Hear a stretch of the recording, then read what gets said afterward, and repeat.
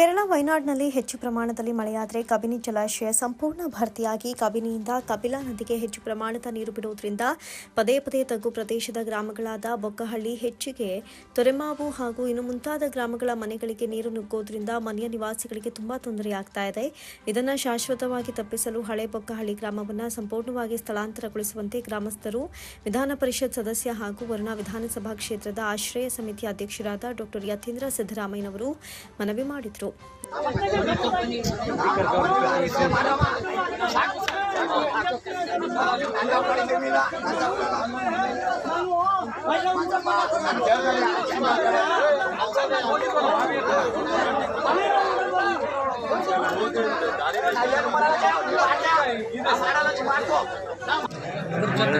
ಎರಡು ಎಕರೆ ಆದ್ರೆ ಒಂದು ಜನಾಂಗ ಅಲ್ಲಿ ಒಂದ್ ಕಡೆ ಹೊಟ್ಟೋಯ್ತದೆ. ಇನ್ನು ಇತರ ನಾಯಕರು ಮತ್ತೆ ಲಿಂಗಾಯತ್ಸು, ಬ್ರಾಹ್ಮಿಣ್ಸು ಅಥವಾ BCM ಎಲ್ಲರೂ ಸರ್ ಅವನು ರೇಟ್ ಗೊತ್ತಿಲ್ಲ ಸರ್, ರೇಟ್ ಕೂಡ ನಂಜನಗೂಡು ತಾಲೂಕಿನ ಚುಕ್ಕಯ್ಯನ ಛತ್ರ ಹೋಬಳಿ ವರುಣಾ ವಿಧಾನಸಭಾ ಕ್ಷೇತ್ರಕ್ಕೆ ಸೇರುವ ಗ್ರಾಮಗಳು ಕಬಿನಿ ಪ್ರವಾಹದಿಂದ ಮುಳುಗಡೆಗೊಳಗಾದಂತಹ ಗ್ರಾಮಗಳಿಗೆ ಡಾ ಯತೀಂದ್ರ ಸಿದ್ದರಾಮಯ್ಯ ಅವರು ಅಧಿಕಾರಿಗಳ ಜೊತೆಯಲ್ಲಿ ತೆರಳಿ ಸ್ಥಳ ಪರಿಶೀಲನೆ ಮಾಡಿ ಗ್ರಾಮಸ್ಥರ ಮನವಿಯನ್ನ ಸ್ವೀಕರಿಸಿ ಮಾತನಾಡಿದರು. ಕಬಿನಿ ಪ್ರವಾಹ ಬಂದಾಗ ಪದೇ ಪದೇ ತಗ್ಗು ಪ್ರದೇಶಗಳ ಗ್ರಾಮಗಳ ಮನೆಗಳಿಗೆ ನೀರು ನುಗ್ಗಿ ಸಮಸ್ಯೆ ಉಂಟಾಗ್ತಾ ಇದ್ದು, ಅದರಲ್ಲೂ ಹಳೆ ಬೊಕ್ಕಹಳ್ಳಿ ಗ್ರಾಮ ಸುಮಾರು 30ಕ್ಕೂ ಹೆಚ್ಚು ಮನೆಗಳು ಕಬಿನಿ ಪ್ರವಾಹಕ್ಕೆ ಮುಳುಗಡೆಯಾಗ್ತಾ ಇದ್ದು, ಇದನ್ನು ಶಾಶ್ವತವಾಗಿ ಸೂಕ್ತ ಪರಿಹಾರವನ್ನು ಕಂಡುಕೊಳ್ಳಲು ಸಂಬಂಧಪಟ್ಟ ಕಂದಾಯ ಇಲಾಖೆ ಅಧಿಕಾರಿಗಳ ಜೊತೆ ಮಾತನಾಡಿ ಕ್ರಮ ಕೈಗೊಳ್ಳುತ್ತೇನೆ ಅಂತ ಗ್ರಾಮಸ್ಥರಿಗೆ ಭರವಸೆಯನ್ನ ನೀಡಿರುವುದರ ಜೊತೆಗೆ ತೊಂದರೆಗೊಳಗಾದ ಕುಟುಂಬಗಳಿಗೆ ಸರ್ಕಾರದಿಂದ ಸೂಕ್ತ ಪರಿಹಾರ ದೊರಕಿಸಿಕೊಡುವಂತೆ ಸ್ಥಳದಲ್ಲಿ ಇದ್ದ ಅಧಿಕಾರಿಗಳಿಗೆ ಸೂಚಿಸಿದರು.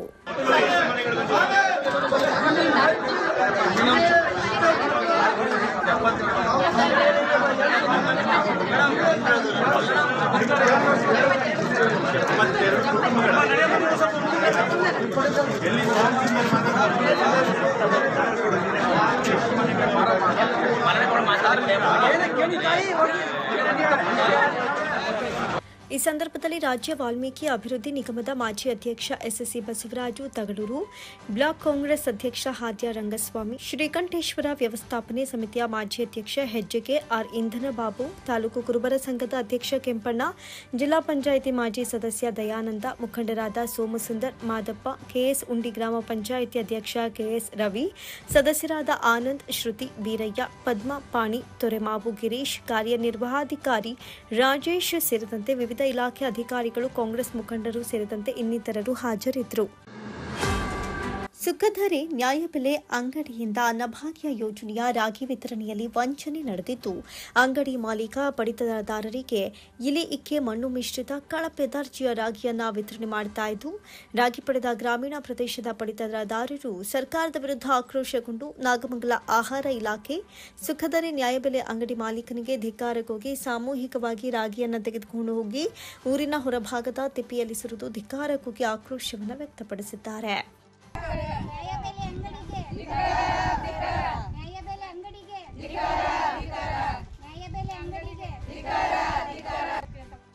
ಇಲ್ಲಿಗೆ ರಾಗಿ ಕೊಟ್ಟವ್ರೆ, ಅವು ತಿಪ್ಪೆಗೂ ಸುರಿಯಕ್ಕೂ ವೇಸ್ಟ್ ಆಯ್ತು. ಬೆಲೆ ಅಂಗಡಿಯಲ್ಲಿ ಬರೋಂಥ ರಾಗಿ ಕಲ್ಲು ಮಣ್ಣು ಅಂತ ಕೊಡ್ತಾರೆ. ಬಡವ್ರಿಗೆ ಇರ್ತದೆ, ಇರಲ್ಲ ಅನ್ನೋರು ಇರ್ತಾರೆ, ಬಂದು ರಾಗಿ ತಗೊಬರ್ತಾರೆ.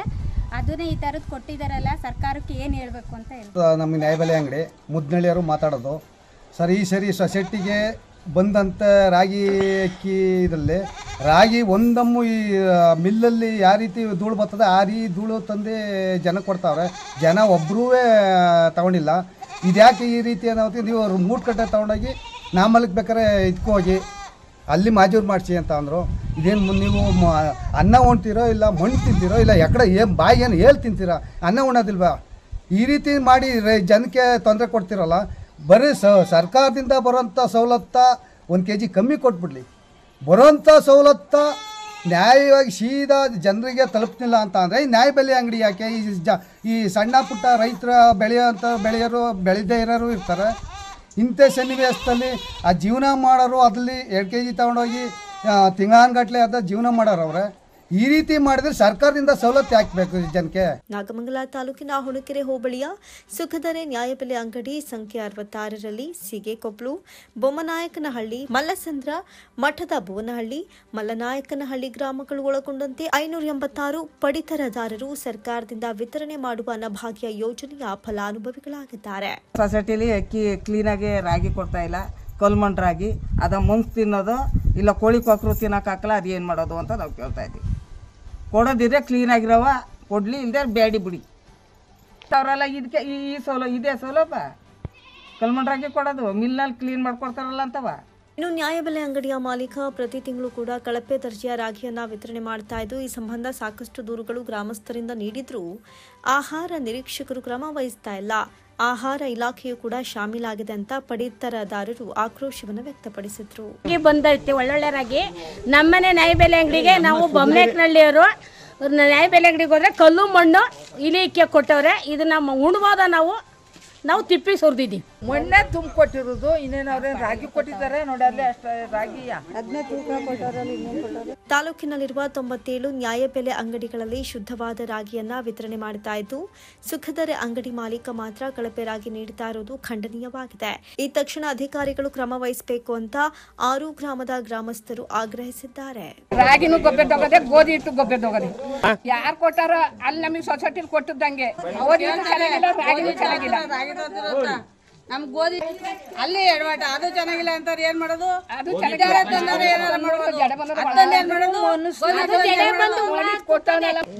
ಕಣಪ್ಪ, ತುಂಬಾ ಗಲೀಜರಾಗಿ ಅದು ಊಟ ಮಾಡಕ್ಕಾಗತ್ತಾ? ನಾ ಕೇಳಕ್ ಹೋದ್ರೆ ಅದೇ ಬಂದಿರೋದು ಅಂತ ಹೇಳ್ತಾರೆ, ಅದು ಕೂಡ ನೇಗ ಕೊಡಲ್ಲ. ಇದೇ ತರನೇ ಕಣಪ್ಪ, ಅದು ಬಂದದ್ದು ಕೂಡ 15-20 ಸಾವಿರ ಕೊಡಲ್ಲ, ಹೋಯ್ತು ಅಂತಾರೆ. ಇದು ಸುಗ್ದರೆ ಸೊಸೈಟಿ ಕಣಪ್ಪ. ಬೆಳೀತಾ ಇಲ್ಲ ನಾವು, ನಮ್ಗೆ ಸೊಸೈಟಿ ರಾಗಿನೇ ಊಟಕ್ಕೆ. ಈಗ ಬರೀ ಮಣ್ಣು ಕಲ್ಲು ಕೊಟ್ಟವ್ರೆ, ಅವ ಮಾಡ್ಕೊಂಡು ತಿನ್ನಕ್ ಆಯ್ತಾ ಇಲ್ಲ ಸ್ವಾಮಿ. ನಮ್ಗೆ ಸಕ್ಕರೆ ನಾಡು ಮಂಡ್ಯದಲ್ಲಿ ನಿಷೇಧದ ನಡುವೆಯೂ ಅಕ್ರಮವಾಗಿ ಪಿಒಪಿ ಗಣೇಶ ಮೂರ್ತಿ ತಯಾರಿಕೆ ಮಾಡ್ತಾ ಇದ್ದಂತಹ ತಯಾರಿಕಾ ಘಟಕದ ಮೇಲೆ ಅಧಿಕಾರಿಗಳು ದಾಳಿ ನಡೆಸಿದ್ದಾರೆ. ರಾಷ್ಟ್ರೀಯ ಹಸಿರು ನ್ಯಾಯಾಧಿಕರಣ ಆದೇಶದ ಮೇರೆಗೆ 2016ರಲ್ಲಿ ರಾಜ್ಯದಲ್ಲಿ ಪಿಒಪಿ ಗಣೇಶ ಮೂರ್ತಿಗಳ ತಯಾರಿಕೆ ಮಾರಾಟಕ್ಕೆ ನಿಷೇಧವನ್ನ ವಿಧಿಸಲಾಗಿತ್ತು. ಆದರೆ ನಿಷೇಧದ ನಡುವೆಯೂ ಅಕ್ರಮವಾಗಿ ಪಿಒಪಿ ಗಣೇಶ ಮೂರ್ತಿ ತಯಾರಿಕೆ ಮಾಡ್ತಾ ಇದ್ದಂತಹ ಪಿಒಪಿ ಗಣೇಶ ಮೂರ್ತಿ ತಯಾರಿಕೆ ಘಟಕದ ಮೇಲೆ ಇದೀಗ ಅಧಿಕಾರಿಗಳು ದಾಳಿಯನ್ನು ನಡೆಸಿದ್ದಾರೆ. ಸರ್, ನಮಗೆ ಬೆಳಗ್ಗೆ ಒಂದು ಮಾಹಿತಿ ಬಂತು. ಏನಂತ ಅಂದರೆ POP ಗಣಪತಿನ ಕಿರ್ಗಂದೂರಲ್ಲಿ ಬೇವನಹಳ್ಳಿಗೆ ಹೋಗೋ ರಸ್ತೆಯಲ್ಲಿ ಈಗ POP ಗಣಪತಿ ಮಾಡ್ತಾ ಇದ್ದಾರೆ ಅಂತ. ಬಟ್ 5 ವರ್ಷ ಆಗಿದೆ, POP ಮಾಡಬೇಡಿ, ವ್ಯಾಪಾರ ಮಾಡಬೇಡಿ, POP ಬೇಡ, ಪರಿಸರ ಗಣಪತಿನ ಮಾರಿ ಅಂತ 5 ವರ್ಷದಿಂದ ಮಾಹಿತಿ ಬಂದಿದೆ, ಸರ್ಕಾರದಿಂದ ಮಾಹಿತಿ ಇದೆ. ಬಟ್ ನಾವು ಎಲ್ಲ ಮಣ್ಣಿಂದು ಪೇಪರ್ದೆಲ್ಲ ವ್ಯಾಪಾರ ಮಾಡ್ತಿದ್ದೀವಿ. ಬಟ್ ನಾವೀಗ ಕಳೆದ 1 ತಿಂಗಳಲ್ಲಿ ನಾವು ಯಾರ್ಯಾರು ಗಣಪತಿ ವ್ಯಾಪಾರ ಮಾಡ್ತೀವಿ ಎಲ್ಲರೂ ಕೂತು ಮಣ್ಣಿಂದು ಪೇಪರ್ದು ವ್ಯಾಪಾರ ಮಾಡೋಣ ಅಂತ ಒಂದು ಮೀಟಿಂಗ್ ಮಾಡ್ಕೊಂಡಿದ್ವಿ. ಬಟ್ ಬೆಳಗ್ಗೆ ಮಾಹಿತಿ ಏನು ಬಂತು ಅಂದರೆ POPನ ಇಲ್ಲಿ ಮಾರ್ತಿದ್ದಾರೆ, ಯಾರೋ ಕಸ್ಟಮರ್ ನೋಡಿ ನಮ್ಮ ಗಣಪತಿ ಸಂಘದವ್ರಿಗೆ ಹೇಳಿದ್ದಾರೆ. ಹಾಗಾಗಿ ಎಲ್ಲರೂ ಒಂದು ಗ್ರೂಪಲ್ಲಿ ಕರೆಸಿ ಹಿಂಗೆ ಮಾಡ್ತಿದ್ರಂದಾಗ ನಾವು ಹೊರಗಡೆಯಿಂದ ತಂದು ಮಣ್ಣಿನ ಗಣಪತಿ ತಂದು ವ್ಯಾಪಾರ ಮಾಡ್ತೀವಿ. ಈಗ ನಮ್ಮ ಒಂದು ಉದ್ದೇಶ ಏನು ಅಂದರೆ ಎಲ್ಲರಿಗೂ ಪರಿಸರ ಗಣಪತಿ ವ್ಯಾಪಾರ ಮಾಡಬೇಕು ಅನ್ನೋದು ಅಷ್ಟೇ. ಏಕೆಂದರೆ ಪರಿಸರ ಹಾಳಾಗಬಾರ್ದು ಅನ್ನೋದು. ಅದರಿಂದ ಇದನ್ನು ನೋಡಿದ್ವಿ, ಈಗ ಎಲ್ಲರೂ ಬಂದಿದ್ದೀವಿ. ಬೇಡ ಅನ್ನೋದು ನಮ್ಮ ಉದ್ದೇಶ ಇದೆ. ಎಲ್ಲರಿಗೂ ಪರಿಸರ ಒಳ್ಳೇದಾಗಲಿ, ಜನಗಳಿಗೆ ಒಳ್ಳೇದಾಗಲಿ ಅನ್ನೋದು ನಮ್ಮ ಉದ್ದೇಶ ಇದೆ. ಮಂಡ್ಯ ತಾಲೂಕಿನ ಇಂಡವಾಳು ಗ್ರಾಮ ಪಂಚಾಯತ್ ವ್ಯಾಪ್ತಿಯ ಕಿರ್ಗಂದೂರು ಗ್ರಾಮದ ಕೋಳಿ ಸಾಕಾಣಿಕೆಯ ಶೆಡ್ ಒಂದರಲ್ಲಿ ಪಿಒಪಿ ಗಣೇಶ ಮೂರ್ತಿಯನ್ನ ತಯಾರಿಸ್ತಾ ಇದ್ದಂತಹ ವೇಳೆ ಪರಿಸರ ಮಾಲಿನ್ಯ ನಿಯಂತ್ರಣ ಮಂಡಳಿ ಹಾಗೂ ಗ್ರಾಮ ಪಂಚಾಯತ್ ಅಧಿಕಾರಿಗಳಿಂದ ದಾಳಿಯನ್ನು ನಡೆಸಿ ಸುಮಾರು 100ಕ್ಕೂ ಹೆಚ್ಚು ಗಣೇಶ ಮೂರ್ತಿಗಳನ್ನು ವಶಪಡಿಸಿಕೊಳ್ಳಲಾಗಿದೆ. ನಾವು ಆಫೀಸ್ ಇದ್ದ ಸಂದರ್ಭದಲ್ಲಿ ಪರಿಸರ ಮಾಲಿನ್ಯದವ್ರು ಬಂದ್ರಲ್ಲ, ಆಗ ಅವ್ರ ಜೊತೆ ನಾವು ಬಂದು ವಿಸಿಟ್ ಮಾಡಿದ್ದೀವಿ. ಅಲ್ಲಿ ಗಣಪತಿ ಇರೋದು ಗೊತ್ತಾಗದೆ, ಅದು POP ಮಾಡ್ತಿರೋದು ಗೊತ್ತಾಗದೆ, ಅದು ನೋಡಿದ್ದೀವಿ. ಸದ್ಯಕ್ಕೆ ಅಲ್ಲಿಗ ಮೇಡಮ್ ಅವ್ರು ಏನು ಉತ್ತರ ಕೊಡ್ತಾರಲ್ಲ, ಅದಕ್ಕೆ ನಾವು ಸಮಂಜಸವಾಗಿ ಕ್ರಮ ತಗೋಬೇಕಾಗ್ತದೆ. ಇಲ್ಲ ಸರ್, ನಮ್ಮ ಗಮನಕ್ಕೆ ಸರ್ ಇಲ್ಲ ಸರ್, ಹಳ್ಳಿಗಳಿಗೆ ವಿಸಿಟ್ ಕೊಡ್ತೀವಿ, ಇಲ್ಲಿ ವಿಷಯನೇ ಗೊತ್ತಿಲ್ಲ. ಇವತ್ತು ಪರಿಸರ ಮಾಲಿನ್ಯ ಹೇಳಲಾಗಿ ನಾವು ಅದನ್ನು ನೋಡಿದ್ದೀವಿ ಬಂದು. ಈಗ ಸರ್ ಈಗ 80-100 ಇದೆ ಸರ್ ಇಲ್ಲಿ. ಈಗ ನೋಡೋಣ, ಅವ್ರು ಲೆಟ್ರ್ ಕೊಡಲಿ, ಅವ್ರು ಕೊಟ್ಟ ಮೇಲೆ ಅದೇ ನಾವು ಪಂಚಾಯತಿಂದ ಕ್ರಮ ತಗೋಬೇಕು, ಅದು ಮಾಡೋಕ್ಕೆ ನಾವು ಬದ್ಧಾಗಿರ್ತೀವಿ ಸರ್. ಗ್ರಾಮದಲ್ಲಿ ಪಿಒಪಿ ಗಣೇಶ ಮೂರ್ತಿ ತಯಾರಿಸ್ತಾ ಇದ್ದಂಥ ಬಗ್ಗೆ ಮಾಹಿತಿಯನ್ನು ನೀಡಿದ್ದ ಸಾರ್ವಜನಿಕರ ಮಾಹಿತಿ ಮೇರೆಗೆ ಪರಿಸರ ಮಾಲಿನ್ಯ ನಿಯಂತ್ರಣಾಧಿಕಾರಿ ಭವ್ಯ ನೇತೃತ್ವದಲ್ಲಿ ತಯಾರಿಕಾ ಘಟಕದ ಮೇಲೆ ದಾಳಿಯನ್ನು ಮಾಡಲಾಗಿದೆ. ಈ ಕುರಿತು ಮಾತನಾಡಿದ ಪರಿಸರ ಮಾಲಿನ್ಯ ನಿಯಂತ್ರಣಾಧಿಕಾರಿ ಭವ್ಯ, ಮೇಲ್ಪಟ್ಟ ಅಧಿಕಾರಿಗಳಿಗೆ ಈ ಬಗ್ಗೆ ಮಾಹಿತಿಯನ್ನು ನೀಡಲಾಗಿದೆ. ಮೇಲಾಧಿಕಾರಿಗಳ ಸೂಚನೆ ಮೇರೆಗೆ ಮುಂದಿನ ಕಾನೂನು ಕ್ರಮ ಜರುಗಿಸಲಾಗುತ್ತೆ ಎಂದರು. ಕರ್ನಾಟಕ ರಾಜ್ಯ ಮಾಲಿನ್ಯ ನಿಯಂತ್ರಣ ಮಂಡಳಿಯ ಪ್ರಕಾರ POP ಗಣೇಶ ಅಂದರೆ ಮಾನ್ಯ ಸರ್ವೋಚ್ಚ ನ್ಯಾಯಾಲಯನೇ ಈ ಆರ್ಡರು ಹೊರಡಿಸಿದ್ದಾರೆ, ಸೂಚನೆ ಹೊರಡಿಸಿದ್ದಾರೆ. ಸೂಚನೆಯಲ್ಲಿ ಯಾವುದೇ ತರಹದ POP ಹಾಗೂ ಕೆಮಿಕಲ್ ಮಿಶ್ರಿತ ರಾಸಾಯನಿಕ ಮಿಶ್ರಿತ ಗಣೇಶವನ್ನು ಜಲಮೂಲಗಳಿಗೆ ವಿಸರ್ಜನೆ ಮಾಡದ ರೀತಿಯಲ್ಲಿ ಹಾಗೂ ಮಾರಾಟ ಮಾಡುವ ನಿಟ್ಟಿನಲ್ಲಿ ಕ್ರಮ ತೆಗೆದುಕೊಳ್ಳಲು ಎಲ್ಲ ಸ್ಥಳೀಯ ವ್ಯಾಪ್ತಿಗಳಿಗೂ ಮಾಹಿತಿಯನ್ನು ನೀಡಿರ್ತಾರೆ. ಮತ್ತು ಮಂಡಳಿ ವತಿಯಿಂದ ಎಲ್ಲ ಸ್ಥಳೀಯ ಸಂಸ್ಥೆಗಳಿಗೂ ಈಗಾಗಲೇ ನಾವು ನೋಟಿಸನ್ನ ನೀಡಿದ್ದೀವಿ. ಆ ನೋಟಿಸಿನ ಪ್ರಕಾರ ಏನು ಆ್ಯಕ್ಷನ್ ತಗೋಬೇಕು ಇರುತ್ತೋ ಅದನ್ನು ಡಿಪಾರ್ಟ್ಮೆಂಟ್ ವೈಸ್ ತಗೋತಾರೆ. ಈ ಸಂದರ್ಭದಲ್ಲಿ ಗ್ರಾಮ ಆಡಳಿತ ಅಧಿಕಾರಿ ಮನುಜ, ಎಂಡವಾಳು ಗ್ರಾಮ ಪಂಚಾಯತ್ ಕಾರ್ಯದರ್ಶಿ ಮರಲಿಂಗಯ್ಯ ಭಾಗಿಯಾಗಿದ್ದರು.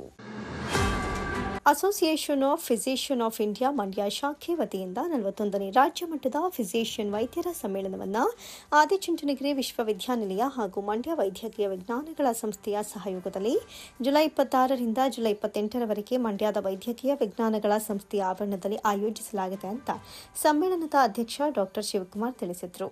ಪತ್ರಿಕಾಗೋಷ್ಠಿಯಲ್ಲಿ ಮಾತನಾಡಿದ ಅವರು, ಸಮ್ಮೇಳನಕ್ಕೆ ಸುಮಾರು 1200ಕ್ಕೂ ಹೆಚ್ಚು ಮಂದಿ ವೈದ್ಯರು ಮತ್ತು ವಿದ್ಯಾರ್ಥಿಗಳು ಹೆಸರನ್ನು ನೋಂದಾಯಿಸಿಕೊಂಡಿದ್ದು, ಈ 3 ದಿನಗಳ ಕಾಲ ವಿಶೇಷ ಉಪನ್ಯಾಸ, ಚರ್ಚೆ, ಮೆಡಿಕಲ್ ಕ್ವಿಜ್ ಹಾಗೂ ಕಾರ್ಯಾಗಾರಗಳನ್ನು ನಡೆಸಲಾಗುತ್ತೆ. ಜುಲೈ 26ರಂದು ಸಂಜೆ 6 ಗಂಟೆಗೆ ಶ್ರೀ ನಿರ್ಮಲಾನಂದನಾಥ ಮಹಾಸ್ವಾಮೀಜಿಗಳ ಸಮ್ಮುಖದಲ್ಲಿ ರಾಷ್ಟ್ರೀಯ API ಸಂಘದ ಅಧ್ಯಕ್ಷರಾದ ಡಾಕ್ಟರ್ ಜ್ಯೋತಿರ್ಮಯ್ ಪಾಲ್ ಅವರು ಸಮ್ಮೇಳನವನ್ನು ಉದ್ಘಾಟಿಸಲಿದ್ದು, ಆದಿಚುಂಚನಗಿರಿ ವಿಶ್ವವಿದ್ಯಾನಿಲಯದ ಕುಲಪತಿ doctor MA Shekhar, API Karnataka ಶಾಖೆಯ ಅಧ್ಯಕ್ಷ doctor BV Murali Modan, doctor Suresh Bisagar, K Vishwanath, Mohan Kumar, ಬೆಳ್ಳೂರಿನ ಏಮ್ಸ್ ನಿರ್ದೇಶಕ ಡಾಕ್ಟರ್ MG ಶಿವರಾಮ ಅವರು ಭಾಗವಹಿಸಲಿದ್ದಾರೆ ಅಂತ ತಿಳಿಸಿದರು. ಹಾಗೂ 28ರಂದು ಹಮ್ಮಿಕೊಂಡಿದ್ದೀವಿ. ಈ ಒಂದು ಸಮ್ಮೇಳನವನ್ನು association of physicians of India Mandya chapter, ಏನು ನಾವು ಮಂಡ್ಯದಲ್ಲಿ ಒಂದು ಫಿಸಿಷಿಯನ್ಸ್ಗಳ ಒಂದು ಸಂಘವನ್ನು ಕಟ್ಕೊಂಡಿದ್ದೀವಿ, ಆ ಮೂಲಕ ಈ ರಾಜ್ಯ ಮಟ್ಟದ ಒಂದು ಸಮ್ಮೇಳನವನ್ನು ನಾವು ಆಯೋಜಿಸ್ತಾ ಇದ್ದೀವಿ. ಇದಕ್ಕೆ ಮಂಡ್ಯ ವೈದ್ಯಕೀಯ ವಿಜ್ಞಾನಗಳ ಸಂಸ್ಥೆ ಹಾಗೂ ಆದಿಚುಂಚನಗಿರಿ ವಿಶ್ವವಿದ್ಯಾನಿಲಯ ನಮಗೆ ಕೈ ಜೋಡಿಸಿದ್ದಾರೆ. ಈಗಾಗಲೇ ಈ ಒಂದು ಸಮಾರಂಭಕ್ಕೆ 1200 ಮಂದಿ ವೈದ್ಯರುಗಳು ಹಾಗೂ ಸ್ನಾತಕೋತ್ತರ ವಿದ್ಯಾರ್ಥಿಗಳು ನೋಂದಾಯಿಸಿಕೊಂಡಿದ್ದಾರೆ. ಈ 3 ದಿನಗಳಲ್ಲಿ ನಮ್ಮಲ್ಲಿ ಒಂದು ನಿರಂತರ ವೈದ್ಯಶಾಸ್ತ್ರ ಕಲಿಕಾ ಕಾರ್ಯಕ್ರಮ ಅಂತ CME ಕಂಟಿನ್ಯೂಯಸ್ ಮೆಡಿಕಲ್ ಎಜುಕೇಷನ್ 26ನೇ ತಾರೀಕು ಬೆಳಗ್ಗೆ 9 ಗಂಟೆಯಿಂದ ಪ್ರಾರಂಭ ಆಗ್ತದೆ. ಅದೊಂದು ನಿರಂತರ ಕಲಿಕಾ ಕಾರ್ಯಕ್ರಮ ಅಂತ CME ಅಂತ ಕಂಟಿನ್ಯೂಯಸ್ ಮೆಡಿಕಲ್ ಎಜುಕೇಷನ್ ಪ್ರೋಗ್ರಾಮ್ ಅಂತ ಏನು ಹೇಳ್ತೀವಿ. ಆ ಒಂದು ವಿಷಯದಲ್ಲಿ ವೈದ್ಯಶಾಸ್ತ್ರಕ್ಕೆ ಸಂಬಂಧ ವಿವಿಧ ವಿಷಯಗಳ ಬಗ್ಗೆ ತಜ್ಞರು ಹಾಗೂ ಬಂದು ಆ ದಿನ ತಮ್ಮ ಉಪನ್ಯಾಸಗಳನ್ನ ನೀಡ್ತಾರೆ. ಅದೇ ದಿನ ಮಧ್ಯಾಹ್ನ ಕಾರ್ಯಾಗಾರಗಳನ್ನ ಇಟ್ಕೊಂಡಿದ್ದೀವಿ ಕೆಲವರಿಗೆ. ಅದು ಎಕೋಕಾರ್ಡಿಯೋಗ್ರಫಿ, ಹಾರ್ಟಿಗೆ ಸಂಬಂಧ ಅಂತ ಪರೀಕ್ಷೆಗೆ ಸಂಬಂಧಪಟ್ಟಂತೆ ಸ್ನಾತಕೋತ್ತರ ವಿದ್ಯಾರ್ಥಿಗಳಿಗೆ ಹಾಗೂ ತಜ್ಞರುಗಳು ಅವಶ್ಯಕತೆ ಇದ್ದಲ್ಲಿ ಅವರಿಗೆ ಕಾರ್ಯಾಗಾರವನ್ನು ಹಾಗೂ ಮೆಕ್ಯಾನಿಕಲ್ ವೆಂಟಿಲೇಷನ್, ಏನು ಕೃತಕ ಉಸಿರಾಟ ಮಾಡುವಂಥ ಒಂದು ವ್ಯವಸ್ಥೆ ಚಿಕಿತ್ಸಾ ಕಾರ್ಯಕ್ರಮ ಇದೆ ವಿಧಾನ, ಅದರ ಬಗ್ಗೆ ಒಂದು ಕಾರ್ಯಾಗಾರವನ್ನು ಹಮ್ಮಿಕೊಂಡಿದೆ ಮೊದಲನೇ ದಿನ. ಅದೇ ದಿನ ಸಂಜೆ ಈ ಒಂದು ಕಾರ್ಯಕ್ರಮದ ವಿದ್ಯುಕ್ತವಾಗಿ ಉದ್ಘಾಟನೆ ಆಗ್ತದೆ ಸಮ್ಮೇಳನ. ಆ ಸಮ್ಮೇಳನಕ್ಕೆ ನಮ್ಮ ಆದಿಚುಂಚನಗಿರಿ ಶ್ರೀಮಠದ ಪೀಠಾಧಿಪತಿಗಳಂಥ ನಿತ್ಯಾನಂದನಾಥ ಸ್ವಾಮಿಗಳು ಅವರ ಉಪಸ್ಥಿತಿಯಲ್ಲಿ ಈ ಒಂದು ಕಾರ್ಯಕ್ರಮವನ್ನು ನ್ಯಾಷನಲ್ API ಅಂದರೆ ರಾಷ್ಟ್ರೀಯ ಚುನಾಯಿತ API ಅಧ್ಯಕ್ಷರಾದಂಥ ಶ್ರೀ ಜ್ಯೋತಿರ್ಮಯ್ ಪಾಲ್ ಅವರು ಕಲ್ಕಟ್ಟಾದವರು, ಅವರು ರಾಷ್ಟ್ರೀಯ ಚುನಾಯಿತ ಅಧ್ಯಕ್ಷರಾಗಿದ್ದಾರೆ. ಆ ದಿನ ಆ ಕಾರ್ಯಕ್ರಮವನ್ನು ಅವರು ಉದ್ಘಾಟಿಸಿದ್ದಾರೆ. ಇದೇ ಸಂದರ್ಭದಲ್ಲಿ ಆದಿಚುಂಚನಗಿರಿ ವಿಶ್ವವಿದ್ಯಾಲಯದ ಕುಲಪತಿಗಳು ಹಾಗೂ ಇತರ ಗಣ್ಯರು ವೇದಿಕೆ ಮೇಲೆ ಇರ್ತಾರೆ. ನಂತರ 2 ದಿನಗಳಲ್ಲಿ ವಿವಿಧ ವಿಷಯಗಳ ಬಗ್ಗೆ ಚರ್ಚೆಗಳು ನಡೆಯುತ್ತೆ, ಉಪನ್ಯಾಸಗಳು ನಡೆಯುತ್ತವೆ, ಕ್ವಿಜ್ ಕಾರ್ಯಕ್ರಮಗಳನ್ನ ಇಟ್ಕೊಂಡಿದ್ದೀವಿ, ವರ್ಕ್ಶಾಪ್ಗಳು ಮುಂದುವರಿತಾ ಹೋಗ್ತದೆ. ಇದೇ ಸಂದರ್ಭದಲ್ಲಿ ಸ್ನಾತಕೋತ್ತರ ವಿದ್ಯಾರ್ಥಿಗಳಿಂದ ಸುಮಾರು 600 ಮಂದಿ ಸ್ನಾತಕೋತ್ತರ ವಿದ್ಯಾರ್ಥಿಗಳು ವೈದ್ಯಶಾಸ್ತ್ರದಲ್ಲಿ ಮಾಡ್ತಿರುವಂಥ MD ಜನರಲ್ ಮೆಡಿಸಿನ್ ಮಾಡ್ತಾ ಇರುವಂಥವರು ಈ ಸಮಾರಂಭಕ್ಕೆ ಸಮ್ಮೇಳನಕ್ಕೆ ಬರ್ತಾ ಇದ್ದಾರೆ. ಈ ಸಮ್ಮೇಳನದಲ್ಲಿ ಸುಮಾರು 900 ಪ್ರಬಂಧಗಳನ್ನು ಅವರು ಮಂಡಿಸ್ತಾರೆ. ಅದು ಪೋಸ್ಟರ್ ಪ್ರೆಸೆಂಟೇಷನ್ ಮತ್ತು ಪೋಸ್ಟರ್ಸ್ ಅಂತ ಹೇಳ್ತೀವಿ. ಆ ಮೂಲಕ 900 ಪ್ರಬಂಧಗಳು ಈ ಒಂದು ಸಂದರ್ಭದಲ್ಲಿ ಮಂಡನೆ ಆಗ್ತದೆ, ಅವುಗಳ ಬಗ್ಗೆ ಚರ್ಚೆ ಆಗ್ತದೆ. ಹೀಗೆ ಈ 3 ದಿನಗಳ ಅವಧಿಯಲ್ಲಿ ಈ ವಿಶೇಷ ರೀತಿಯಲ್ಲಿ ಒಂದು ಶೈಕ್ಷಣಿಕ ಕಾರ್ಯಕ್ರಮವನ್ನು ನಾವು ಈ ಒಂದು ಸಮ್ಮೇಳನಕ್ಕೆ ಅಂಗವಾಗಿ ಹಮ್ಮಿಕೊಂಡಿದ್ದೀವಿ.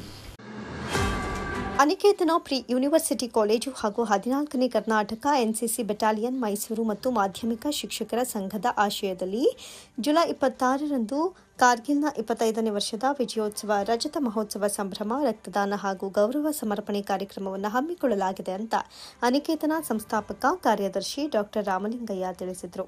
ಪತ್ರಿಕಾಗೋಷ್ಠಿಯಲ್ಲಿ ಮಾತನಾಡಿದ ಅವರು, ಮಂಡ್ಯ ಜಿಲ್ಲೆಯ ಗ್ರಾಮೀಣ ಭಾಗದ ವಿದ್ಯಾರ್ಥಿಗಳಿಗೆ ಗುಣಮಟ್ಟದ ಶಿಕ್ಷಣ ನೀಡುವುದರ ಜೊತೆಗೆ ಕರ್ನಾಟಕದ ವಿವಿಧ ಜಿಲ್ಲೆಗಳಿಂದ ಬರುವ ವಿದ್ಯಾರ್ಥಿಗಳ ಬದುಕಿಗೆ ಅನಿಕೇತನ ಸಂಸ್ಥೆ ಜ್ಞಾನದ ಆಶ್ರಯ ತಾಣವಾಗಿದೆ. ಸಂಸ್ಥೆಯ ವತಿಯಿಂದ ವಿವಿಧ ಕಾರ್ಯಕ್ರಮಗಳನ್ನು ಆಯೋಜಿಸಲಾಗಿದ್ದು, ಹಾಗೆಯೇ ಇದೇ ಜುಲೈ 26ರಂದು ಕಾರ್ಗಿಲ್ ಯುದ್ಧದ 25ನೇ ವರ್ಷದ ವಿಜಯೋತ್ಸವದ ಸಂಭ್ರಮವನ್ನು ಆಯೋಜಿಸಲಾಗಿದ್ದು, ಅಂದು ಸಂಸ್ಥೆಯ ಸಿಬ್ಬಂದಿಗಳು ಹಾಗೂ ಹಿರಿಯ ವಿದ್ಯಾರ್ಥಿಗಳು ರಕ್ತದಾನ ಮಾಡಲಿದ್ದಾರೆ ಎಂದರು. ಕಾರ್ಯಕ್ರಮದಲ್ಲಿ ಮಾಜಿ ಸಂಸದ ಪ್ರತಾಪ್ ಸಿಂಹ ಅವರು ಮುಖ್ಯ ಭಾಷಣ ಮಾಡಲಿದ್ದು, ಇದೇ ಸಂದರ್ಭದಲ್ಲಿ ಕಾರ್ಗಿಲ್ ಯುದ್ಧದಲ್ಲಿ ಭಾಗವಹಿಸಿದ್ದ ನಿವೃತ್ತ ಯೋಧ ಆರ್ ಲೋಕೇಶ್ ಹಾಗೂ ಮತ್ತೊಬ್ಬ ನಿವೃತ್ತ ಯೋಧ ಸುಕುಮಾರ್ ಅವರನ್ನು ಗೌರವಿಸಲಾಗುತ್ತೆ. ಹಾಗೆಯೇ ಸಾಮಾನ್ಯ ರೈತ ಕುಟುಂಬದಲ್ಲಿ ಜನಿಸಿ ಶಂಭುಲಿಂಗೇಶ್ವರ ಎಜುಕೇಷನ್ ಟ್ರಸ್ಟ್ ಸ್ಥಾಪಿಸಿ ಬೆಳೆಸಿದ ಸಂಸ್ಥೆಯ ಸಂಸ್ಥಾಪಕ ಪಂಚಲಿಂಗೇಗೌಡ ಅವರಿಗೆ ಶಿಕ್ಷಣ ಚೇತನ ಅತ್ಯುತ್ತಮ ಬೋಧಕ ಬಿಎಂ ಚಂದ್ರಶೇಖರ್ ಅವರಿಗೆ ಶಿಕ್ಷಕ ರತ್ನ ಪ್ರಶಸ್ತಿ ನೀಡಿ ಗೌರವಿಸಲಾಗುತ್ತೆ. ಅಂತೆಯೇ ಮಂಗಳೂರಿನ ನಿವಾಸಿ ಹಾಗೂ ಸೈನಿಕರ ಮಗಳಾದ ಬಹುಮುಖ ಪ್ರತಿಭೆ ಪ್ರಣವಿ ಅಕ್ಷಯ್ ಎಂಬಾಕೆಯನ್ನ ಸನ್ಮಾನಿಸಲಾಗುತ್ತೆ ಎಂದರು.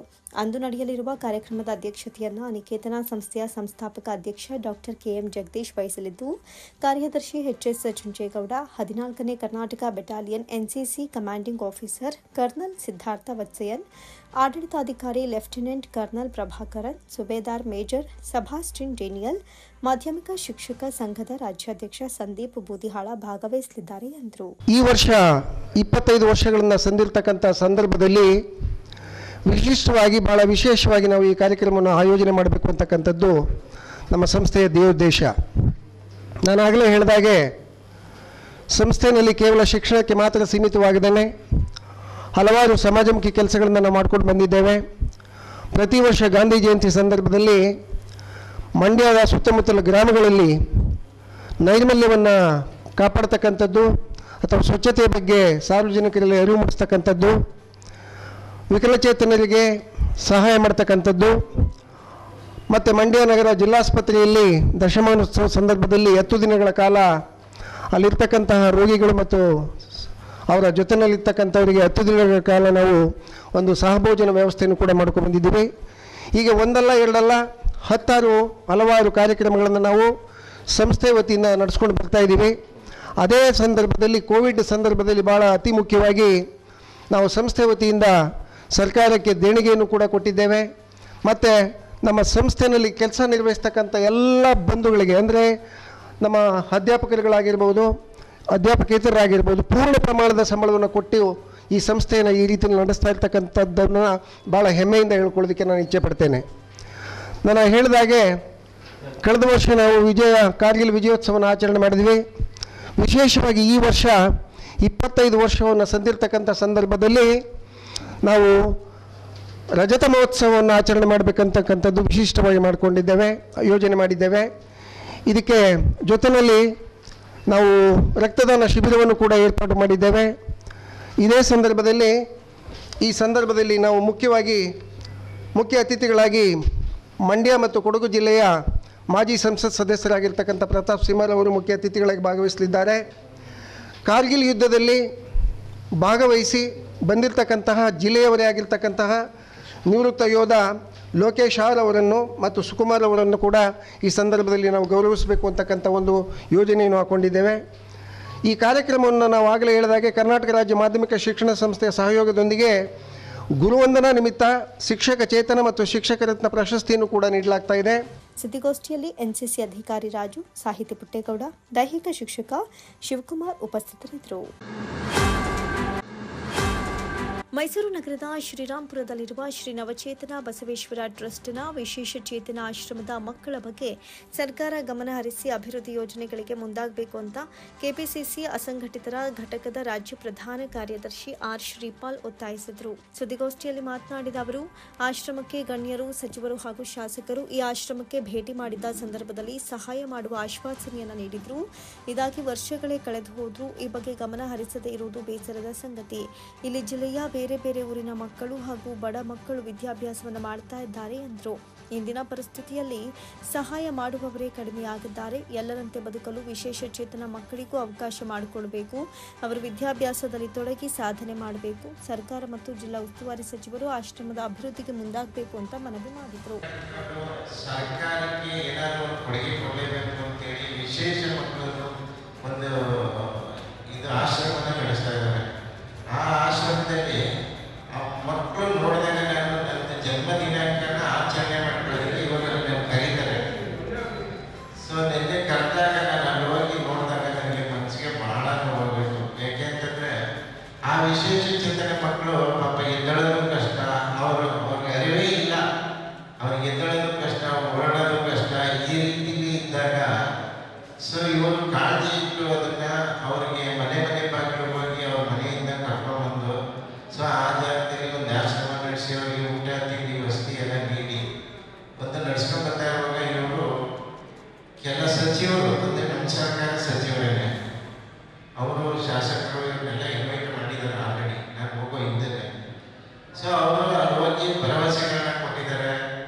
ನಾವು ನಿಮಗೆ ಸರ್ಕಾರದಿಂದ ಏನಾದರೂ ಒಂದು ಹೆಲ್ಪ್ ಮಾಡ್ತೀವಿ ಅಂತ ಭರವಸೆ ಕೊಟ್ಟಿದ್ದಾರೆ. ಆ ಭರವಸೆ ಕೊಟ್ಟ ಮೇಲೆ ಆ ಮಾತಿಗೆ ನಡೆದಿಲ್ಲ ಇಲ್ಲಿವರೆಗೂ ಯಾರು. ಸೊ ನಾನೇನು ಆರೋಪ ಮಾಡ್ತಾ ಇಲ್ಲ, ಬಟ್ ಅವ್ರ ಬಗ್ಗೆ ಕಾಳಜಿ ಯಾಕೆ ಬರ್ತಾ ಇಲ್ಲ ಅಂತ ನನಗೆ ಅರ್ಥ ಆಗ್ತಿದೆ. ಯಾಕೆಂದರೆ ಆ ಮಕ್ಕಳನ್ನು ನೋಡಿ ನಿಮ್ಗೆ ಅಯ್ಯೋ ಅನ್ನಿಸ್ತಿಲ್ವಾ, ನಿಮ್ಗೇನು ಅನ್ನಿಸ್ತಾ ಇಲ್ವಾ? ಅದರಲ್ಲೂ ನಾನು ನಮ್ಮ ಮಾನ್ಯ ಉಸ್ತುವಾರಿ ಸಚಿವರಿಗೆ ಬೆಳಗ್ಗೆ ಇಡ್ತೀನಿ, ಕೋರಿಕೆ ಮಾಡ್ತಾ ಇದ್ದೀನಿ. ಸೊ ಅವ್ರು ನೋಡಿ ದಯಮಾಡಿ ನೋಡಿ, ನೀವು ಇಲ್ಲಿವರೆಗೂ ಹೋಗಿಲ್ಲ ಅನ್ಕೋತೀನಿ. ಇವರು ನಮ್ಮ ಕಾರ್ಯಕರ್ತರು ಕೂಡ ನಮ್ಮ ಸರ್ಕಾರ ಮಾಡಬೇಕಾಗಿರೋ ಕೆಲಸನ ಅವರು ಮಾಡ್ತಾ ಇದ್ದಾರೆ. ಅವರಿಗೆ ನಮ್ಮ ಕೈಲಾದ ಸಹಾಯ ಮಾಡೋ ಒಂದು ಮನೋಭಾವದಿಂದ ದಯಮಾಡಿ ನಾನು ರಾಜ್ಯದ ಮಾನ್ಯ ಮುಖ್ಯಮಂತ್ರಿಗಳಿಗೆ ಹೇಳ್ತೀನಿ, ಮತ್ತು ಡಿ ಕೆ ಶಿವಕುಮಾರ್ ಸಾಹೇಬರಿಗೆ ಹೇಳ್ತೀನಿ, ಈ ವಿಚಾರದಲ್ಲಿ ವಿಶೇಷ ಕಾಳಜಿ ವಹಿಸಿ ದಯವಿಟ್ಟು ನೀವೇ ಸಲಹೆ ಕೊಡ್ತೀರಿ, ಎಲ್ಲ ಒಳ್ಳೊಳ್ಳೆ ಕೆಲಸ ಮಾಡಿ ಅಂತ. ಅಂಥದ್ರಲ್ಲಿ ನಾವು ಕಾರ್ಯಕರ್ತರಾಗಿದ್ಕೊಂಡು ಅಲ್ಲಿಗೆ ನಾವು ಹೋದಂಥ ವೇಳೆ ನನಗೆ ಮನಸ್ಸು ಬಹಳ ನೋವಾಗಿದೆ. ಆ ಮಕ್ಕಳನ್ನ ನೋಡಿದಾಗ ನನಗೆ ತುಂಬ ಒಂದು ಏನೋ ಕರಡು ಚುರುಕು ಅನ್ನೋ ಮಟ್ಟಿಗೆ ಒಂದು ನೋವಾಗಬೇಕು. ಸೊ ನಾನೇನೋ ನನ್ನ ಕೈಲಾದ ಸಹಾಯ ಮಾಡಿ ಅವರಿಗೆ ಒಂದೊತ್ತು ಊಟ ಹಾಕಿ ನಿನ್ನೆ ಅವರು ನನಗೆ ಒಂದು ಸನ್ಮಾನ ಮಾಡೋದು ಜನ್ಮದಿನ ಅಂತ ಇದನ್ನ ನೋಡ್ಕೊಂಡು ಬಂದಾಗ ನನಗೆ ಮನವರಿಕೆ ಆಯಿತು. ಅದನ್ನ ನಾನು ಇಮಿಡಿಯೇಟಾಗಿ ಅಲ್ಲೇ ಇವರು ಹೇಳಿದೆ, ನಾಳೆ ಪ್ರೆಸ್ ಮೀಟ್ ಕರೀತೀನಿ, ನಾಳೆ ಈ ವಿಚಾರ ಇಡೀ ರಾಜ್ಯ ಗೊತ್ತಾಗಬೇಕು. ಯಾಕೆಂದರೆ ನಮ್ಮ ಸರ್ಕಾರ ಇಂಥ ವಿಚಾರದಲ್ಲಿ ಮುನ್ನುಗ್ಗುತ್ತೆ, ಕೆಲಸ ನಿಭಾಯಿಸುತ್ತೆ. ಇವರು ಲೀಗಲ್ ಆಗಿ ಎಲ್ಲ ಥರ ಡಾಕ್ಯುಮೆಂಟ್ ಇದೆ ಅವರಿಗೆ, ಅಂದರೆ ಎಲ್ಲ ಥರ ಮಾನ್ಯತೆ ಪಡೆದು ಆ ಸಂಸ್ಥೆ ನಡೆಸ್ತಾ ಇದ್ದಾರೆ. ಆ ಸಂಸ್ಥೆಗೆ ನೆರವಾಗಬೇಕು ಅಂತೇಳಿ ನಾನು ಮಾನ್ಯ ಮುಖ್ಯಮಂತ್ರಿಗಳಿಗೆ ವಿಶೇಷವಾಗಿ ಕೋರ್ಕೊತಾ ಇದ್ದೀನಿ. ದಯಮಾಡಿ ಇದರ ಕಡೆ ಗಮನ ಹರಿಸಿ ಈ ಆಶ್ರಮನ ಮುಂದುವರಿಯೋಕ್ಕೆ ಮರ್ಜಿ ಮಾಡ್ಕೊಳ್ಳೋಂಥ ಕೆಲಸ ಮಾಡಿ ಸರ್ಕಾರಕ್ಕೆ. ಯಾಕೆಂತಂದ್ರೆ ಇಲ್ಲಿ ನೋಡಿದ್ರೆ ತುಂಬಾ ನಾವು ಸರ್ಕಾರದಿಂದನೇ ಮಾಡಬೇಕಾಗಿತ್ತು ಇವೆಲ್ಲ. ಈ ಸುದ್ದಿಗೋಷ್ಠಿಯಲ್ಲಿ ಶ್ರೀ ನವಚೇತನ ಬಸವೇಶ್ವರ ಟ್ರಸ್ಟ್ ಅಧ್ಯಕ್ಷ ಮರಿಗೌಡ, ಮೈಸೂರು ನಗರ ಕಾಂಗ್ರೆಸ್ ಸಂಘಟನಾ ಕಾರ್ಯದರ್ಶಿ ಕೃಷ್ಣ, ಎಸ್ಸಿ ಮಹಿಳಾ ಘಟಕದ ಕಾರ್ಯದರ್ಶಿ ವನಜಾಕ್ಷಿ ಹಾಗೂ ಜಿಲ್ಲಾ ಪ್ರಧಾನ ಕಾರ್ಯದರ್ಶಿ ಪದ್ಮಾವತಿ ಹಾಜರಿದ್ದರು. ಮಂಡ್ಯದ ರೈಲ್ವೆ ನಿಲ್ದಾಣದ ಮುಂಭಾಗವಿರುವ ಶ್ರೀ ಬಾಲಸುಬ್ರಹ್ಮಣ್ಯೇಶ್ವರ ಸ್ವಾಮಿ ದೇವಸ್ಥಾನ ಸೇವಾ ಸಮಿತಿ ವತಿಯಿಂದ ಶ್ರೀ ಬಾಲಸುಬ್ರಹ್ಮಣ್ಯೇಶ್ವರ ಸ್ವಾಮಿ ಪೂಜಾ ಮಹೋತ್ಸವವನ್ನು ಜುಲೈ 26ರಿಂದ ಜುಲೈ 30ರವರೆಗೆ ಹಮ್ಮಿಕೊಳ್ಳಲಾಗಿದೆ ಅಂತ ದೇವಸ್ಥಾನದ ಸೇವಾ ಸಮಿತಿ ಅಧ್ಯಕ್ಷ ಶಂಕರ್ ತಿಳಿಸಿದರು.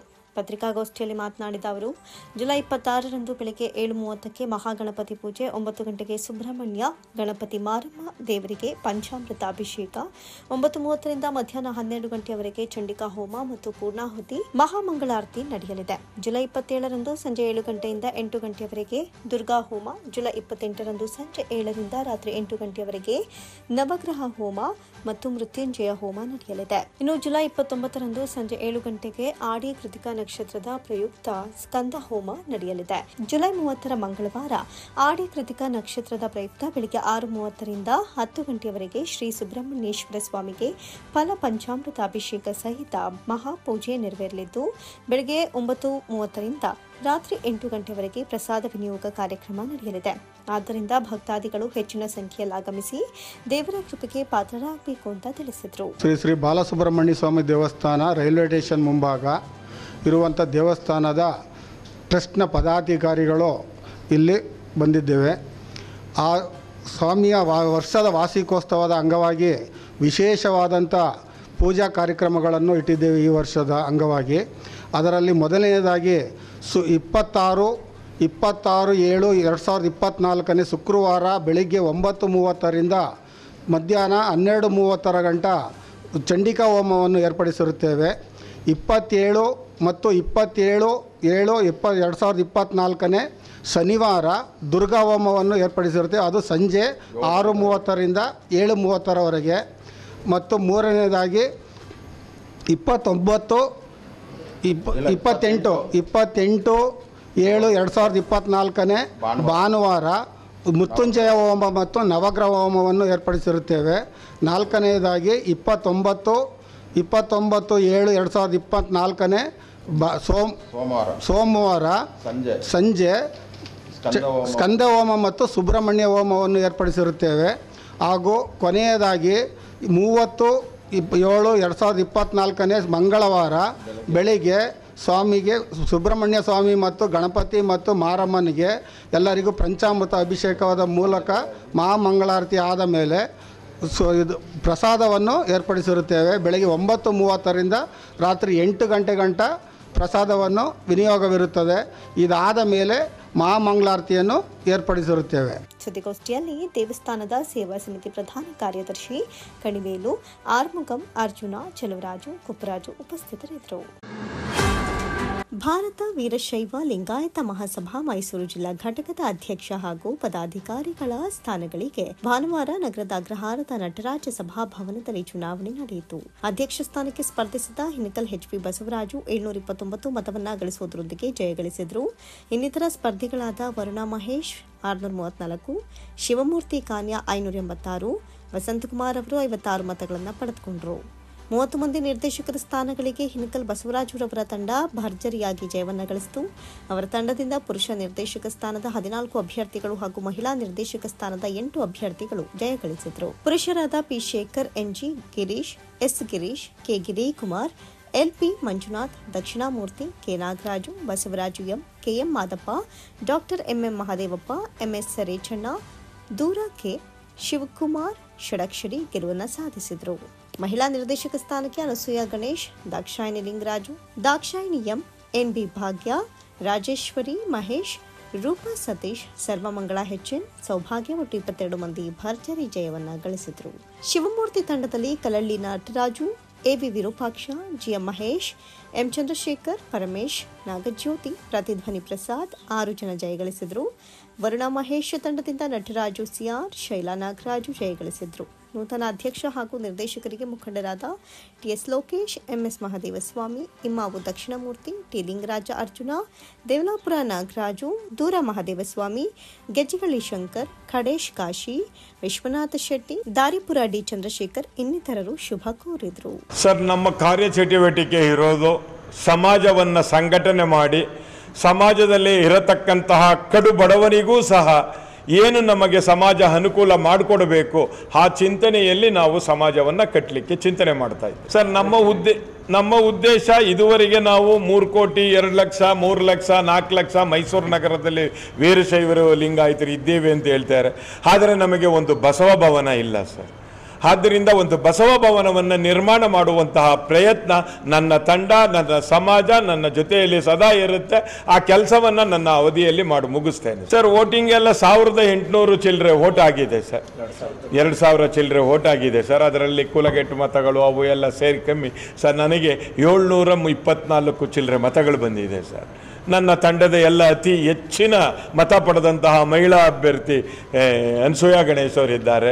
ಸೊ ದಾಕ್ಷಾಯಿನಿ ಇದ್ದಾರೆ, ರಾಜೇಶ್ವರಿ ಮಹೇಶ್ ಇದ್ದಾರೆ, ಎಲ್ಲ ಸಡಕ್ಷರಿ ಅವರು ಇದ್ದಾರೆ, ಸುಮಾರೆಲ್ಲ ಒಳ್ಳೊಳ್ಳೆ ಲೀಡಲ್ಲಿ ತಗೊಂಡಿದ್ದಾರೆ. ಸರ್ 100ಕ್ಕೆ 100ರಷ್ಟು ನಾವು ಗೆದ್ದೇ ಗೆಲ್ತೀವಿ ಅಂತ ಭರವಸೆ ಮೇಲೆ ನಾವು ಎಲೆಕ್ಷನ್ಗೆ ಹೋದದ್ದು. ಸರ್ ಮತದಾರ ಪ್ರಭುಗಳು ನಮ್ಮ ಕೆಲಸವನ್ನು, ನಮ್ಮ ತಂಡದ ಕಾರ್ಯವೈಖರಿಗಳನ್ನು ನೋಡಿ ನಮಗೆ ಮತ ಕೊಟ್ಟಿದ್ದಾರೆ. ಅವರ ಆಸೆಯನ್ನು ನಿರಾಸೆ ಮಾಡದೆ ಸಮಾಜಕ್ಕೆ ಏನು ಬೇಕು ಆ ಕೆಲಸವನ್ನು ಮಾಡೇ ಮಾಡ್ತೀವಿ. ಸರ್ ಪ್ರಜಾಪ್ರಭುತ್ವದಲ್ಲಿ ಏನಾದರೂ ಚುನಾವಣೆ ನಡೆಯುವಾಗ ಏನಾದ್ರು ಹೆಚ್ಚು ಕಮ್ಮಿ ಆಗಿದೆ ಅಂದರೆ ಮಾತ್ರ ಕೋರ್ಟ್ಗೆ ಹೋಗ್ಲಿಕ್ಕೆ ಅವಕಾಶವಿರುತ್ತೆ ಹೊರತು ಚುನಾವಣಾ ಅಧಿಕಾರಿಗಳು ಕರೆಕ್ಟಾಗಿ ಮಾಡಿಕೊಟ್ಟಿದ್ದಾರಲ್ಲ ಸರ್, ಅದರಲ್ಲಿ ಯಾವ ರೀತಿಯಾಗಿ ಹೋಗ್ತಾರೆ ಅದು ನನಗೆ ಗೊತ್ತಾಗಲ್ಲ.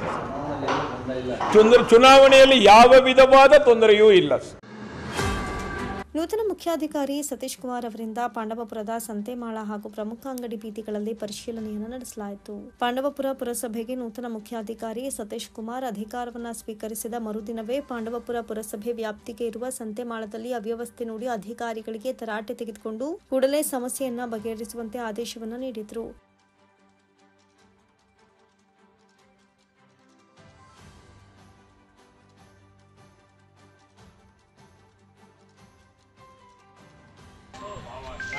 ಸರಿ ಆಯಿತು, ನಮ್ಮದು ಕೆಲಸ ಕೇಳ್ಕೊಳ್ಳಿ ಅಷ್ಟೇ.